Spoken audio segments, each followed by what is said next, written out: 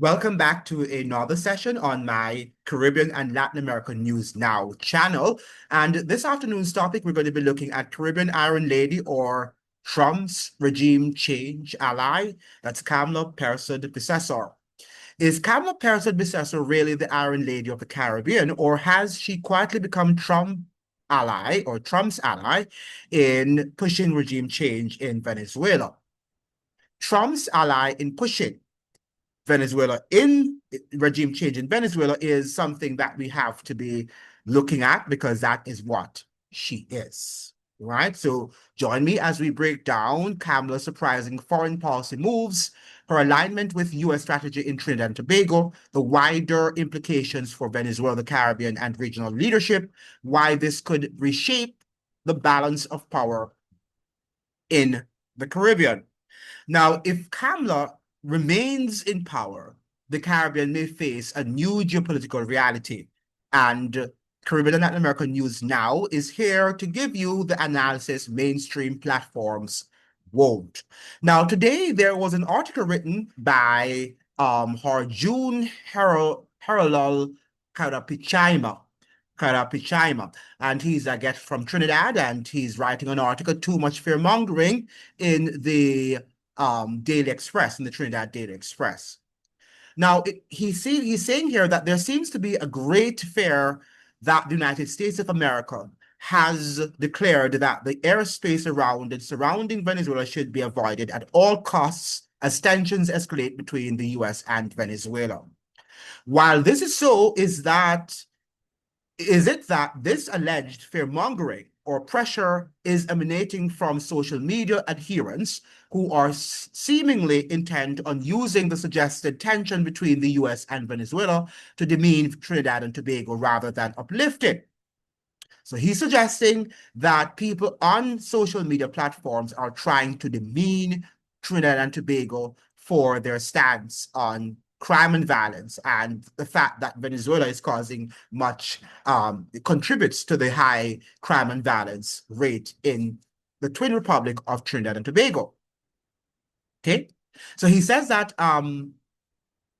are said detractors crying wolf because to date, the commentaries on the alleged tensions have almost all been to showcase TNT in a bad light since inception when US warships began to arrive in the Caribbean. Now, in what bad light is Trinidad being shown in? Or is Trinidad creating that sort of image, that negative image in the media? I think that is the latter. Undoubtedly, fear is a very powerful survival mechanism that allows avoidance of harm so that one's focus becomes very clear. However, whether the US's intentions to protect its borders from drug trafficking or inherently to force their current president of Venezuela to leave office, the Caribbean benefits from the curtailment of using it as a drug transshipment avenue because the frequency of finding large caches of drugs has improved drastically. And they all say these things that, yes, it has improved drastically. Well, in terms of what? And do we think that if Venezuela president leaves tomorrow, that it is going to be like that? It's going to remain like that? I don't think so, because the United States controls the drug trafficking trade, and that's what he needs to understand. So they're probably cleaning up their own mess, but yet they won't benefit from the trade. So let us see if that is going to happen, if they can have their cake and eat it at the same time.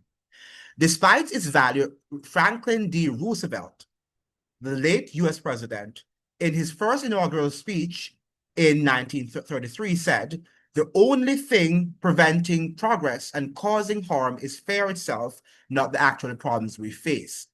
Now, there's nothing wrong to solve problems and to, of course, have no fear. But what we ought to fear is when people are behaving hypocritical, like the US is doing, being at top of the drug trade, in which the CIA is the master trader, and yet she pretends as if she's trying to clean up the drug mess in the region. Now, that is what we need to be fearful of. Now, should we be paralyzed? Should we remain paralyzed in fear? No, but we have to arm ourselves with truth. If you have your enemy that is going to destroy you or has tools to destroy you, and then you are going to, solicit the aid of that enemy with the same tools to destroy you, how is the problem being solved? How are you solving that problem? Okay? And that is what we're here to do, to arm you with truth so that you can be able to make the right decision. Now, is Kamla Persad-Bissessar making the right decision? Is Trinidad making the right decision? Absolutely not.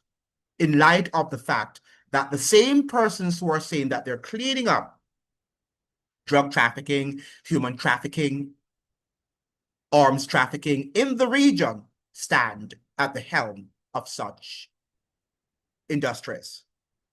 And that is what we have to understand. And that is known to the world. That is a basic fact that is known throughout the globe. But many of us do not wish to confront these facts.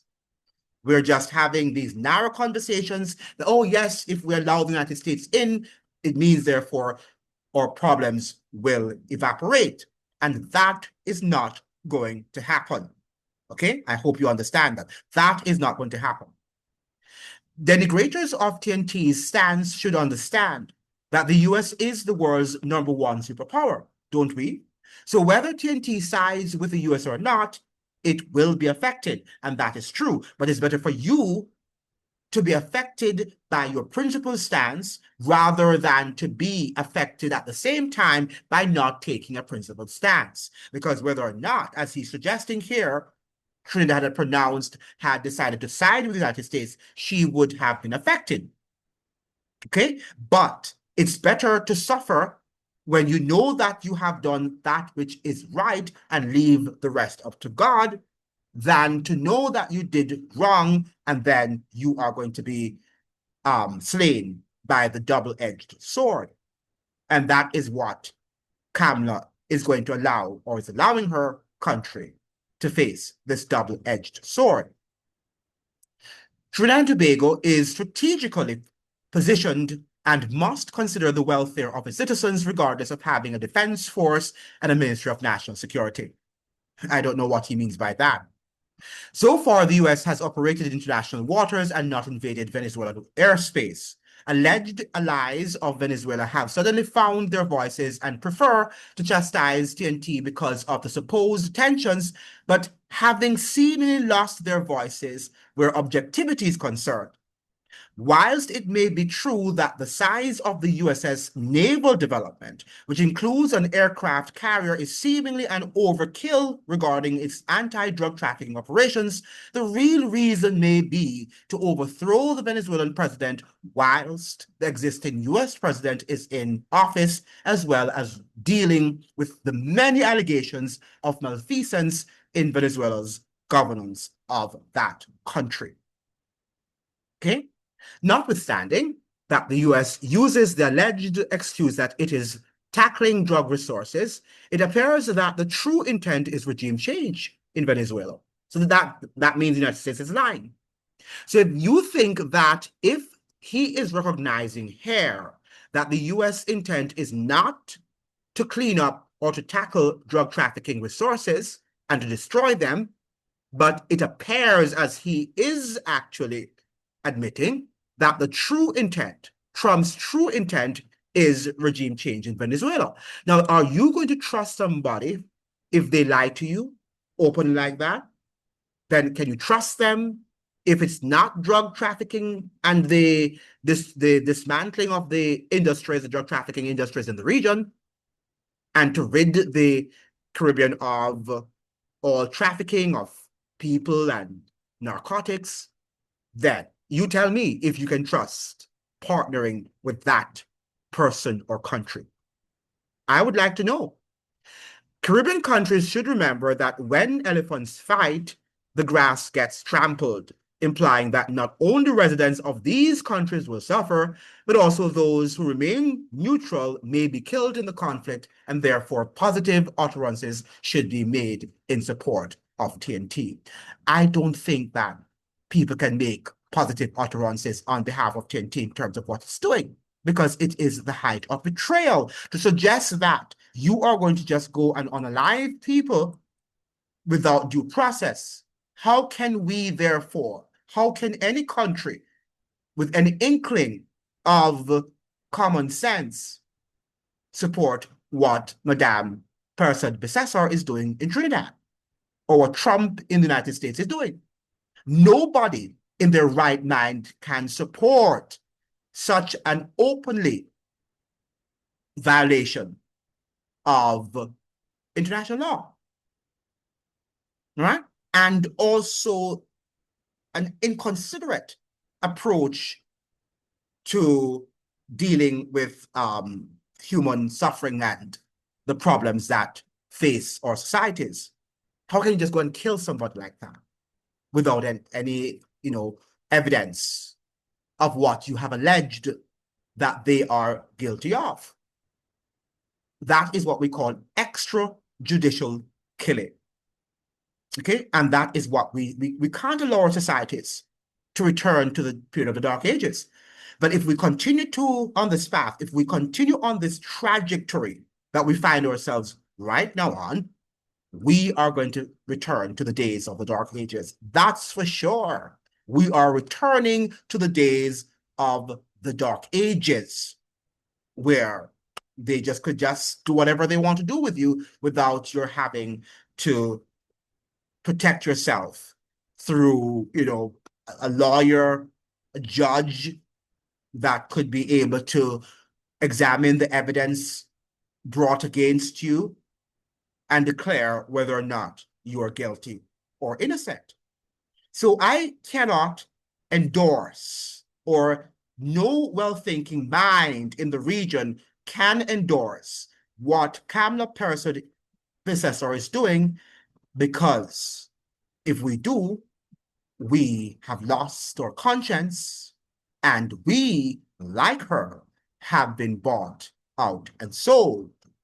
And so I say, yes, Kamla is actually partnering with Trump in a very vicious and brutal campaign against humanity.